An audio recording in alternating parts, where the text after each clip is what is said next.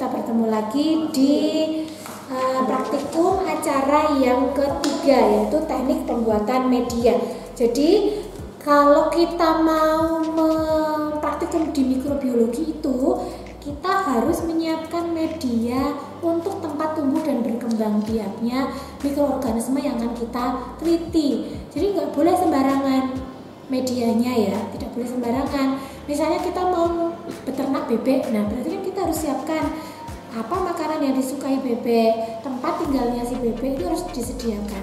Nah demikian juga kalau kita mau memelihara atau meneliti suatu mikroorganisme, ya kita harus siapkan tempatnya, harus siapkan makanannya, dan harus siapkan kondisi yang memang sesuai dengan pertumbuhan dari si mikroorganisme itu. Nah, sehingga kita harus buat suatu media, namanya media. Nah, media itu ada dua jenis, media padat dan media cair. Ya, media padat dan media cair yang akan kita gunakan untuk praktikum di Biomedik 2 itu ini. Nah, nanti teman-teman bisa lihat di buku panduan praktikumnya untuk alat-alat yang akan digunakan. Yang lainnya tadi sudah Bu Yuni jelaskan dulu di bagian pengenalan alat. Cuman ada beberapa bahan yang digunakan untuk membuat media. Yang pertama adalah PCA. PCA, kita lihat PCA. Nah, ini adalah PCA. PCA itu singkatan dari plate con agar. Bisa bayangkan ya, plate con agar. Ini dipakai untuk media padat. Ini satu-satunya media padat yang kita gunakan. Agar, ada tulisan agar ya. Agar itu berarti bentuknya ya seperti agar-agar itu deh. Ada pasti sudah tahu ya. Agar-agar itu awalnya bubuk, tapi ketika dimasak di suhu panas, mendidih, kemudian didiamkan sampai suhu dingin, dia akan membeku menjadi padat. Nah, media padatnya seperti itu. Jangan dibayangkan media padatnya seperti bangku, kursi, meja yang keras seperti ini, tidak. Tapi media padat yang kita gunakan adalah seperti agar-agar, ya seperti jelly begitu ya. Nah, ini adalah PCA yang sudah dipanaskan kemudian didinginkan sehingga beku seperti agar-agar. Ini ya PCA. Biasanya media PCA ini diletakkan di dalam petri dish. Bukan tabung reaksi, tetapi petri dish. Tidak bisa kalau di tabung reaksi ya bisa saja, tetapi yang lazim digunakan adalah petri dish. Kalau petri dishnya habis ya terpaksa pakai tabung reaksi, ya pakai tabung reaksi, boleh.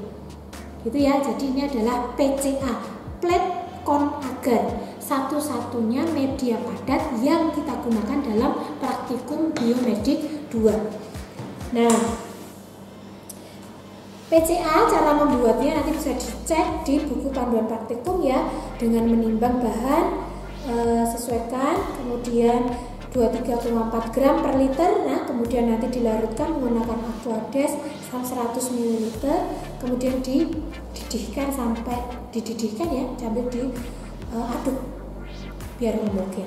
Kemudian ditutup seperti ini, kemudian disterilisasi menggunakan autoclave suhu 121 derajat 15-20 menit, tekanan 1 atm. Kemudian kalau sudah dari autoclave itu dipanaskan, disterilisasikan, kemudian didinginkan di kulkas. Sudah selesai, sudah jadi PCA-nya. Ini ya. Tapi kalau misalnya mau ditaruh di petri dish, ya nanti sebelum dimasukkan di kulkas dibuang ke petri dish, tetapi harus dikondisikan dalam kondisi yang steril.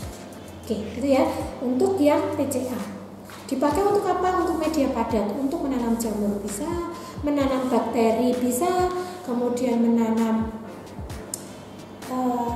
mold itu ya, jamur itu bisa. Itu adalah PCA. Ini adalah PCA. Ini belum disterilisasi. Kalau nanti disterilisasi dia masuk ke autoclave, kemudian nanti dimasukkan ke kulkas untuk proses pendinginannya. Nah, kemudian ada media LB.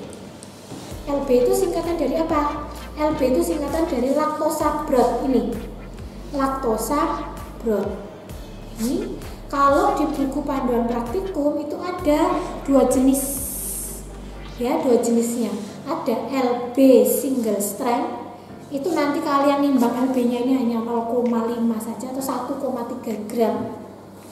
1,3 gram LB-nya.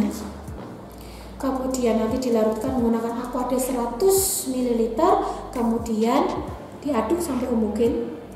Nah itu nanti sudah jadi medianya.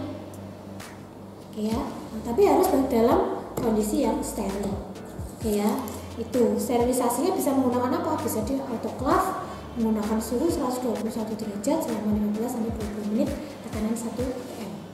Itu adalah LB single strength. Kemudian kalau yang LB triple strength yang beda cuma komposisinya. Kalau yang single tadi 1,3, kalau yang triple dikalikan 3, 1,3 dikalikan 3 berarti 3,9 gram yang diambil dilarutkan pada 100 ml Aquades.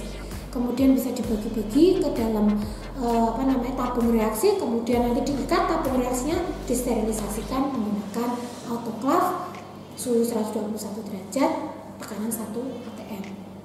Itu ya, jadi bedanya cuma itu. LB single strength itu 1,3 gram dilarutkan pada 100 ml Aquades.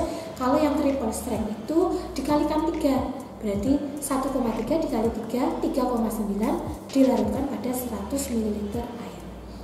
Ini dipakai untuk uji pendahuluan ketika kita mau ngecek adanya coliform di dalam, atau E. coli lah, kita spesifikasinya ke bakterinya Escherichia coli. Ya, itu pendahuluan. Ada enggak ya sebenarnya? Misalnya kita curiga di dalam botol air minum ini, nah ini air minum ini ada E. coli-nya atau coliformnya. Kita curiga, ya sudah, kalau curiga ini kita uji dulu menggunakan media LB. Kalau nanti ternyata di media LB itu ada reaksi yang menunjukkan bahwa tabung Durhamnya itu naik ke atas, berarti ada gas, ada aktivitas mikroorganisme, maka kita lanjutkan dengan uji penegasan. Nah, uji penegasan itu menggunakan media BGLB. Ini BGLB, Brilliant Green Lactosa Broth, BGLB. Ini dipakai untuk penegasan, uji penegasan bahwa di situ memang benar-benar ada coliformnya, ada E. coli-nya. Coliform dan E. coli beda ya. Kalau kita nyebut E. coli itu adalah satu spesies Escherichia coli yang termasuk dalam keluarganya coli atau coliform. Ya, coliformnya itu, kalau kita bilang coliform itu terdiri dari banyak sekali banyak sekali bakteri. Salah satunya adalah E. coli, bisa Shigella, Salmonella, itu semua dari jenis coliform. Itu ya. Jadi kalau Bu Yuni bilang coliform itu jenis bakteri, spesiesnya banyak. Tapi kalau Bu Yuni bilang E. coli itu adalah satu spesies Escherichia coli. Nah, biasanya E. coli itu terdapat pada tinja manusia. Kalau suatu perairan itu ada E. coli-nya, berarti perairan itu tercemar oleh tinja, dan itu kalau masuk ke dalam tubuh manusia melalui mulut bisa menyebabkan terjadinya diare atau gangguan saluran pencernaan. Meskipun sebenarnya dia ada di usus besar kita, karena memang E. coli itu ada di usus besar kita membantu proses pembusukan sehingga makanan itu, sisa makanan menjadi feses.